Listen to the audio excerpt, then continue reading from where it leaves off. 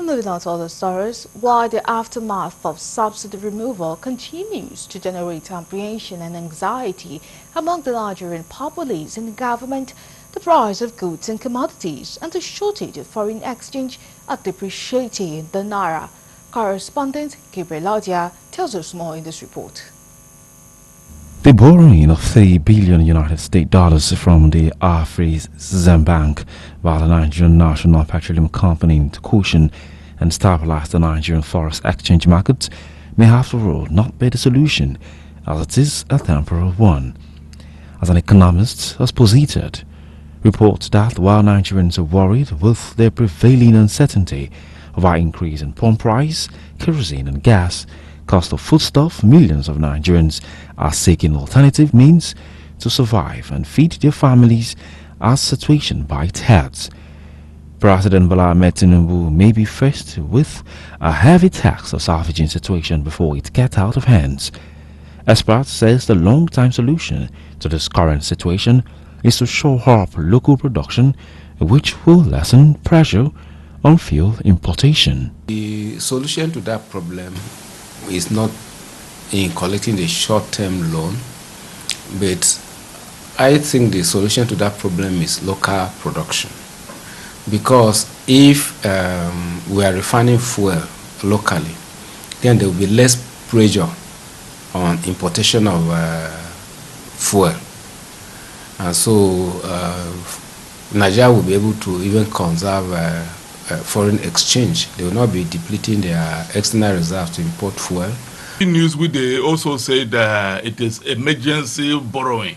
It is all supposed to be something that you'll be taking hard measures, decisions that will rather cripple the economy or have more devastating effect on the economy. And that is why they are also taking emergency loans to deal with the situation, which in my humble opinion, because I'm not an economist, to my own humble opinion, I feel that it's going to have more devastating effect. They said the borrowing is another debt burden which continues to deplete our external reserves as Nigerians will continue to pay the price, stating that Nigeria needs to revamp its ailing refineries in order to export fuel to neighboring countries so as to increase its gross domestic products. Borrowing will have some negative effect on the Nigerian economy, because any loan you borrow, whether it is a short-term loan or a long-term loan, you have to pay.